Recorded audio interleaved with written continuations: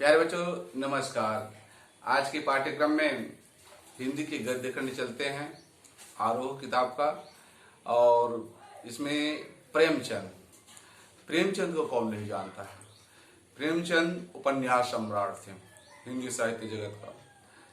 और आपके बचपन का नाम धनपत राय था। आपका जन्म ग्राम लम्ही गांव में सन 1980 में हुआ था। आपकी जो प्रमुख रचनाएं हैं सेवा सदन, प्रेमाश्रय, रंगभूमि, निर्मला, काया कल्प, गवन, कर्मभूमि, गोदान, ये जो है पूर्व उपन्यास है। और गोदान गो मतलब होता है गाय, दान। इस पर कहानी लिखी हुई थी और ये उपन्यास और जो सर्वाधिक चर्चित था, इसी के कारण आप उपन्यास सम्राट कहलाए भी हैं। कहानी में देखेंगे तो करबला, संग्राम, प्रेम की देवी, ये नाटक है। और कहानी संग्रह में देखेंगे बांसुर खंड के अंतर्गत गुप्त धन। और सबसे ज्यादा जो चर्चित है पंच परमेश्वर, पंचों के मुंह से कौन बोलता है? खुदा बोलता है। ये संक्षिप्त जानकारी होना चाहिए। और इसके बारे में कहा गया है साहित्य वह जादू की लकड़ी है, साहित्य वह जादू की लकड़ी है जो पशुओं में, ईंट पत्थरों में, पेड़ पौधे में भी विश्व का आत्मा का दर्शन कराते हैं। ये आत्मा और परमात्मा है। अपने आप को जानो, आत्मा गवाही नहीं देता, दिल गवाही नहीं देता, ये जो सब कहते हैं वही ये आत्मा को जानकारी करते हैं। और आज प्रस्तुत पाठ में चलते पाठ निकालेंगे पुस्तक पृष्ठ क्रमांक 6 और नमक का दरोगा। प्रस्तुत पाठ में अधर्म पर धर्म की विजय, असत्य पर सत्य की विजय, और यहां धन और कर्म का महायुद्ध होता है। दो युद्ध होता है, पहले में धन जीत जाता है और दूसरे में धर्म। प्रस्तुत पाठ में मुंशी प्रेमचंद के रचित कहानी है और मुंशी वंशीधर मुख्य पात्र है जिसको हम नायक कहते हैं, और पंडित आलोपीदीन जिसको खलनायक कहते हैं। पूरी कहानी आलोपीदीन और वंशीधर के इर्द गिर्द घूमते रहते हैं। चलते हैं आज के पाठ में। नमक, अभी कोरोना काल में आपने देखा होगा कि नमक हवा उड़ गया था, नमक नहीं मिल रहा है, नमक नहीं मिल रहा है। कोई 10 रुपए में खरीद रहे, कोई 20 रुपए में खरीद रहे हैं, कोई बोरी बोरी, ये अफवाह फैला हुआ था। और गांधी जी ने भी नमक कानून तोड़ो आंदोलन चलाया था, सभी जानते हैं। तो आज चलते हैं। जब नमक का नया विभाग बना और ईश्वर प्रदत्त वस्तु के आधार,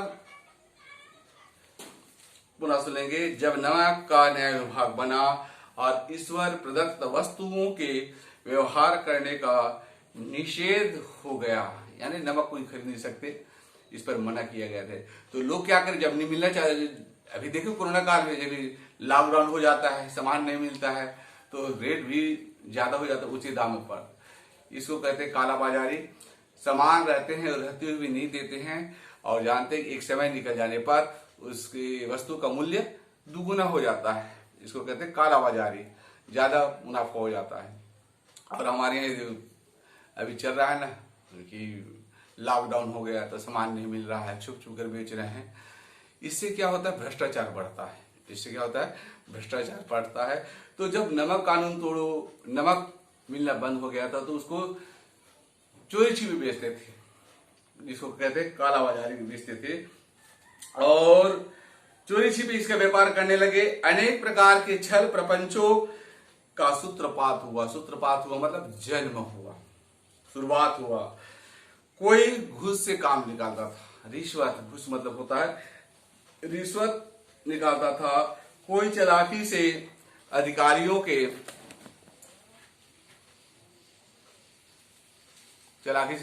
को पौ बार मतलब आनंद ही आनंद, माला माल हो जाते हैं, सब तरफ खुशियां ही खुशियां हो जाते थे। पटवारी का सर्व सम्मानित पद छोड़कर लोग इस विभाग की बरकत अंदाजी करते थे।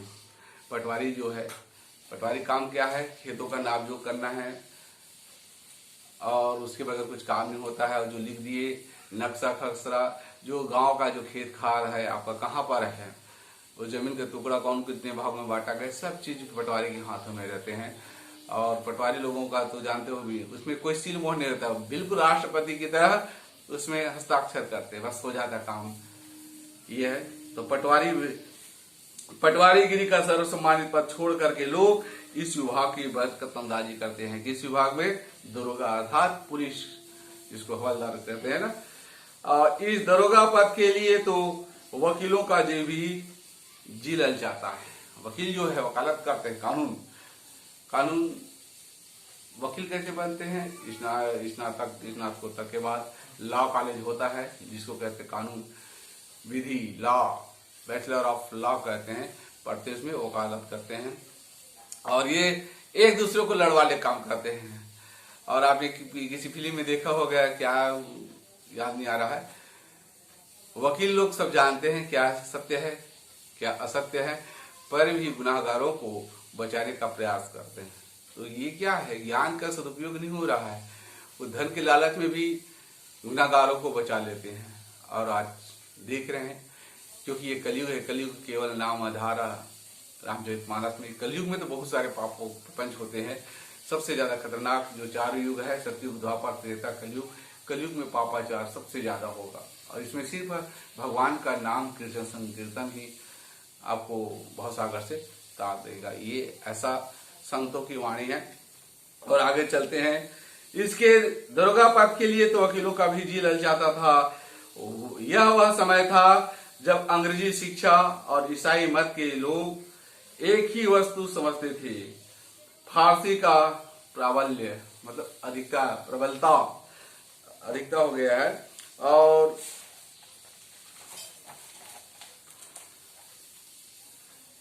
जब अंग्रेजी शिक्षा और ईसाई मत का को लोग एक ही समझते थे, फारसी का प्राबल्य था, प्रेम की कथाएं और श्रृंगार रस के काव्य को छोड़, प्रेम की जो कथा है, श्रृंगार रस को छोड़ करके किसमें आ गए हैं? श्रृंगार रस के काव्य पढ़कर फारसिंदा लोग सर्वोच्च पदों पर नियुक्त हो जाया करते थे। मुंशी वंशीधर भी जुलेखा की वीरा गाथा समाप्त करके मजनू, लैला मजनू के जाने और फरहाद के नाम तो सुने होंगे, लैला मजनू और मजनू फरहाद के प्रेम वृत्तांत को नल और नील की लड़ाई, अमेरिका के आविष्कार से अधिक महत्व की बातें समझते हुए रोजगार की खोज में निकले। उनके पिता एक अनुभवी थे। अब इसका वंशीधर के पिता मुंशी वंशीधर, बड़े वंशीधर, ये क्या है, बच्चा तो पढ़ लिख लिया, अब उसके लिए नौकरी की तलाश कर रहे हैं। सभी जानते पढ़ने लिखने के बाद माता पिता की एक इच्छा होता है कि हमारे बच्चे हमसे ज्यादा ऊंचे पद में हो जाए, और उसकी एक ललक बने थे ताकि 2 पैसे ज्यादा मिले। और ये जो इनके पिताजी थोड़ा लोभी स्वभाव का था, लालची स्वभाव का था। अपने बच्चों को कैसा संस्कार डाला था देखेंगे। संस्कार, भारत संस्कार की जन्मदाता है, और संस्कार से हमारी जो संस्कृति है सब होते हैं। इसलिए सुबह में माता पिता को प्रणाम करना सिखाना चाहिए।